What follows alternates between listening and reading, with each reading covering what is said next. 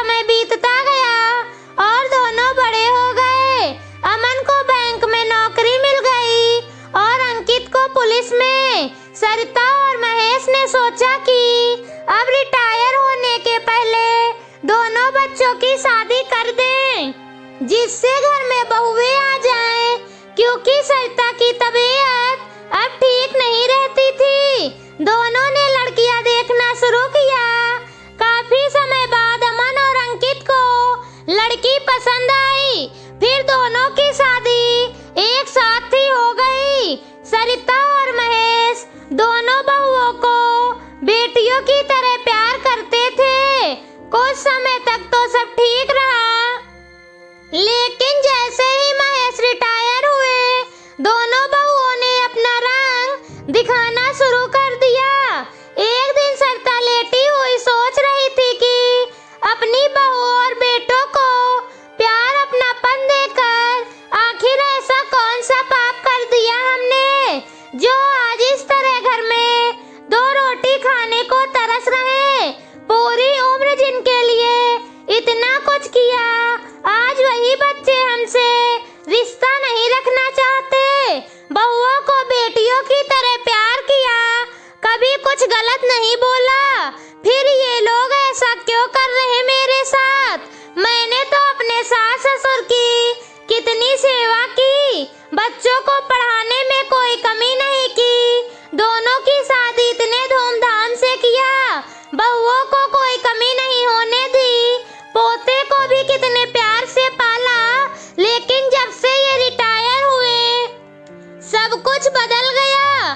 घर में सब कुछ ठीक रहे, इसलिए हमने 1 महीने की पेंशन बड़ी बहू और दूसरे महीने की पेंशन छोटी बहू को देना शुरू किया। बहुएं पेंशन मिलने के समय तो खाने पीने का ध्यान रखती, मगर जैसे ही पेंशन मिल जाती, उसके बाद खाने पीने का भी ध्यान नहीं देती। सारी चीजें ताले में बंद करके रखती। बुढ़ापे में भूख ज्यादा ही लगती है, क्या करें? अगर सरिता सोचे कि अपने हाथ से कुछ बना ले, तो सारे सामान में ताला लगा दे, वह पानी पीकर ही रह जाती। अगर सरिता महेश से बाहर से कुछ मंगाकर खा लेती, तो दोनों बहुएं ताने मारने लगती। सरिता बेचारी चुप रह जाती। सरिता पहले सारा काम अकेले कर डालती थी।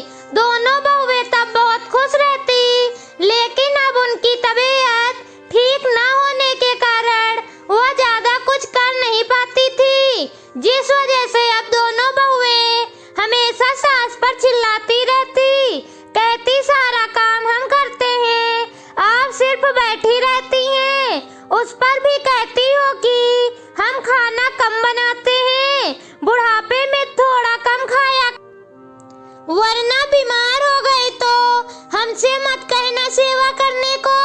सरिता जी सोचने लगी, इंसान तो अपने मन से मर भी नहीं सकता जब तक ईश्वर न चाहे। हमने तो इतना कुछ किया बच्चों के लिए, और अब बुढ़ापा आया तो पेंशन देने के बाद भी 2 वक्त का खाना नसीब नहीं होता। ऐसा जीवन किस काम का? अब हमें अपने आत्मसम्मान के लिए खुद ही कुछ करना होगा। फिर सरिता जी अपने पति महेश के साथ बाहर टहलने चली गई। अब महेश को पेंशन मिलने वाली थी, इसलिए बेटे और बहू उनका ख्याल रखना शुरू कर देते हैं। 3 दिन बाद महेश को पेंशन मिलती है और वह सरिता को देते हुए कहते हैं, बहू को दे दो जिससे खाना ठीक से मिले। सरिता कहती है, हाँ बिल्कुल सही कहा आपने, आप बैठो, मैं चाय लाती हूँ आपके लिए। तब तक छोटी बहू चाय नमकीन लेकर आ जाती है, क्योंकि उसे पता था आज पेंशन मिली होगी। छोटी बहू, आज खाने में बेसन की सब्जी और मसाला पराठा बनाओ, तुम्हारे पापा को बहुत पसंद है। अब बहू पेंशन के लालच में कुछ बोल नहीं पाई। ठीक है मम्मी जी कहकर वहाँ से चली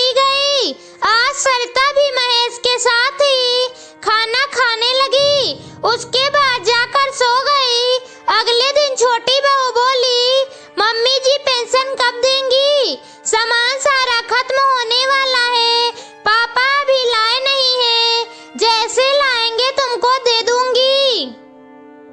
बड़ी बहू से कहो आज मटर पनीर और पुलाव बना ले। ठीक मम्मी जी कह देंगे। ऐसे ही करते करते कुछ दिन निकल गए। पेंशन न मिलने पर दोनों ने अब चिल्लाना शुरू कर दिया, मम्मी जी पेंशन दीजिए, ऐसे बिना पैसों के काम नहीं चलेगा, सारा सामान खत्म होने वाला है, अगर आपने पेंशन नहीं दिया तो कल से मैं खाना भी नहीं बनाऊंगी, भूखे रहना फिर सारा दिन। ये सारी बातें दोनों बहू के बेटे भी सुन रहे थे। सरिता जी बोली, बहू खाना तो तुम अभी भी नहीं देती हो, मत भूलो एक दिन तुम लोग भी मेरी तरह ही बूढ़े होगे। ऐसा तो है नहीं, तुम जैसी अभी हो वैसी ही हमेशा रहोगी। महेश सरिता से पूछता है, क्या हुआ तुमको? महेश को कुछ पता नहीं होता, क्योंकि उसे थोड़ा बहुत खाने को मिल ही जाता था। तब सरिता महेश को बताती है कि बहुएं सही से खाना भी नहीं देती हैं, कभी कभी तो हम पानी पी के ही सो जाते हैं। बेटे भी सब देख कर चुप हैं, कुछ नहीं बोलते बहुओं को। अगले दिन सरिता जी अपने ही कमरे